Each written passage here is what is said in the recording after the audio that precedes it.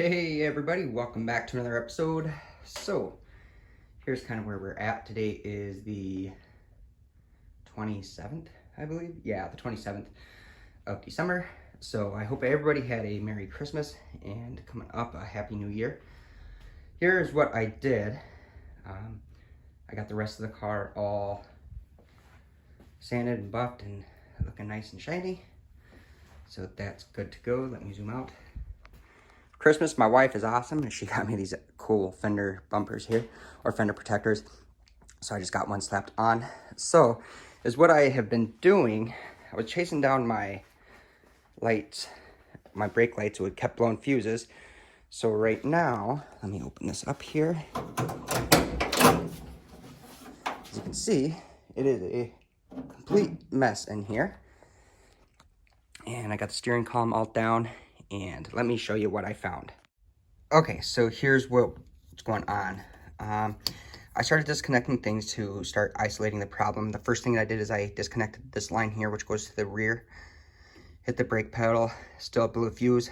Then I disconnected this here, which is a white wire, and in the painless wire, you're supposed to connect this because this gives you signal to your brake wire, your brake lines. And on this part here, it's this white wire right here. And on these, I believe it's a 74 through 77s, they get their brake power from this wire here.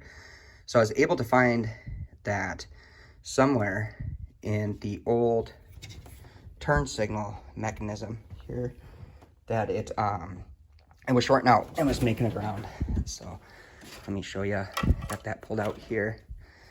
So I don't know what exactly was wrong with this. Somewhere in here it was shorting out, which this is all okay because my hazards weren't working. And also, yeah, the turn signals, they've just, yeah, you can just look at it, it's old. And it's kind of, you know, up here, this is broke. It's got a crack in it. So when I was turning, you had to push it really hard just to get it, the signals to turn on. So, but now I got that all fixed, so it turns good. So yeah, that's what I'm gonna do. So I'm gonna continue working on this. I popped the steering wheel off and got that all in. The only things that I'm kind of waiting for now is the canceling mechanism, which I know I have to take all this off and put it back in. But I also ordered a different steering wheel with the horn button and all that, so that's gonna be coming in. So yeah, that's kind of where I'm at with this, and that's what I'm doing. So what I'm going to do now is I'm going to go ahead and start putting these wires back up under the dash and then get everything all buttoned back up except for the actual steering wheel. So let me get to it and I'll be right back. Alrighty, I am back and here we are. I got everything all wrapped up and buttoned up now. And when I actually hit the brake, this bad boy, look at that, these stay on, no fuses blow. And then let me go back over here. If you look on the wall, turns red, so that's working good. So I was actually a little bit busy as well. I was doing some things that needed to be done kind of off camera here. I went ahead and put the door handles back on and the locks back in. The reason I did that is because I'm sick and tired of reaching in and grabbing the handle from the inside. Oh, I also got the mirrors on as well. So, and it's nice because it's slowly completing stuff. For somebody who doesn't know how to put the handles on, it's super easy. They just slide in, and then there's this rod right here. There we go. That rod just slides in there, and that is how you put it in. So it's pretty simple. And the lock, it's simple as well. Let me see. I'd like to focus. There we go. So the lock slides in and just grabs onto there, and then this tumbler twists like that, and then it unlocks. And then now that this is zooming in, good is how that works. Is when you lift up on this, it pushes that down, which releases the door. So that's how that goes. I know some people, you probably all know how this goes, but yeah, it's good to know. It's good to find these videos and stumble across them when you're looking for how stuff goes. So yeah, that's where we're at. Let me pull up and out. There we go. So that's all good. And then I got those on, the mirror on. Also, the power steering was leaking. It kept leaking. Give me a sec here. I'm trying to find my light. Give me a moment. Okay, I got my light up now so we can see what's going on. So this high pressure line right here, which goes back around, it was leaking and I could not stop it from leaking no matter what I did. I read online that some of these factory lines here, these flare lines, somebody was saying that they leak a lot. So finally I just said screw it. And as what I did is I just went ahead and yeah, put some AN6 fittings on there with some high pressure hose. This hose right here that I put on, I got it online. It said it's rated for up to 2,500 PSI. It was for a hydraulic hose, and then it uses these AN fittings. Not sure if it's really rated for that or not, so I just gotta kind of keep an eye on it. When I did have the car running, I was turning the wheels and everything, and it didn't seem to be bulging or leaking or anything, which is always a plus. Okay, I thought it was leaking, but it's just the light reflecting. But yeah, so that's what I was doing. Now, the next thing I started to do is I got this OER seal kit. It is part number, there we go. The OER code is 19.1126. and then 517252. This is the F-body hood decal seal. So I started putting it together here. I got this already clipped in, but the seal goes here, and then it's gonna go over there as well, and then along the firewall here. And this just clips in. Yeah. Of course, it's not gonna clip in. Well, anyway, I've used both hands, but they're kind of tight, but those just clip in, these little clips. Let me get you set up on a tripod and I'll kind of show you what you got to do. Because when you order these, it comes like this. And then you got to order this part number as well, which is the cam hood cowl seal clip. And the OER part numbers and everything are right there. And you just take one of these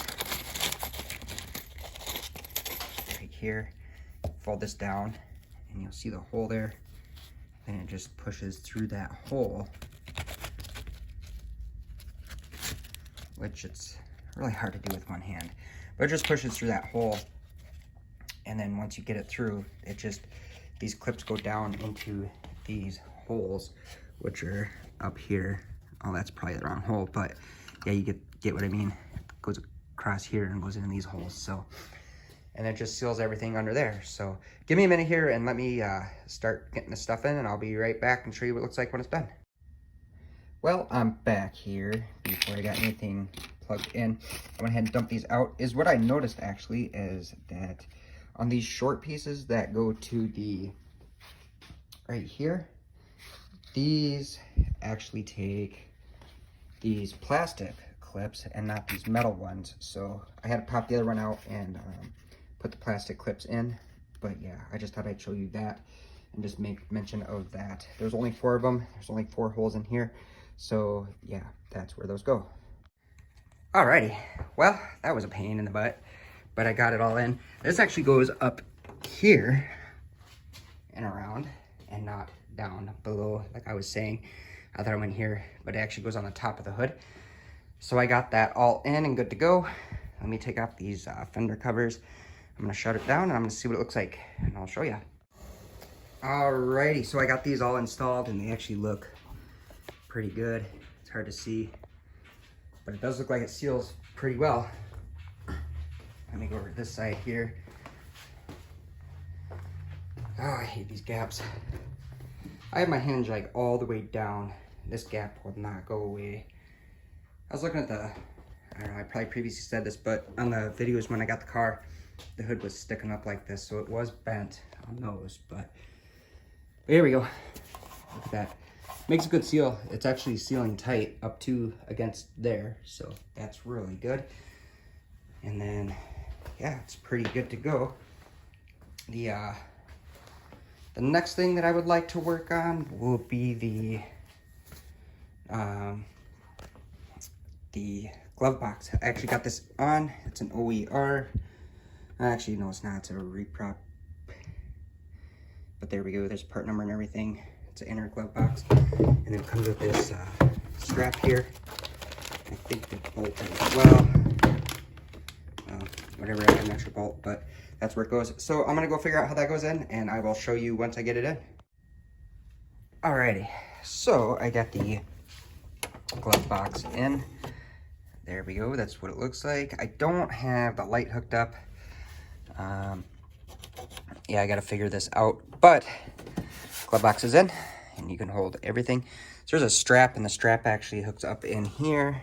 It's kind of hard to see because my camera light's not coming on, but anyway, and then it just wraps around the box and then it screws in underneath. So that's pretty easy to install.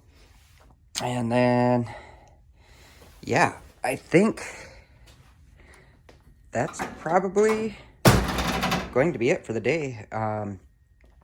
Yeah, just there's a lot of stuff I do still got to get done, like the bumpers. I got the hardware kit for the windows that roll up and down, and that hardware kit, you know, it replaces all this stuff here, all these old hardware and these holes and stuff. So I got to put those on. I have the carpet that's pretty much ready to go in right now, so I could do that next as well. I'm glad I didn't do the carpet. I was going to, but the reason I didn't was because, well, I didn't really have a reason why I didn't, but now thinking about it, I'm actually really happy I didn't do the carpet. The reason being is all the stuff that was getting slung around by that, by that buffer, it would have got all over my carpet, so it was a good call on my part, but yeah. So anyway, I really appreciate y'all watching my videos again. If you have any questions, drop them down below and I will get back to you as soon as I can. And thanks a lot for watching. Like I said, you guys have a really happy new year if I don't post another video by then, and then we will check y'all later. Peace.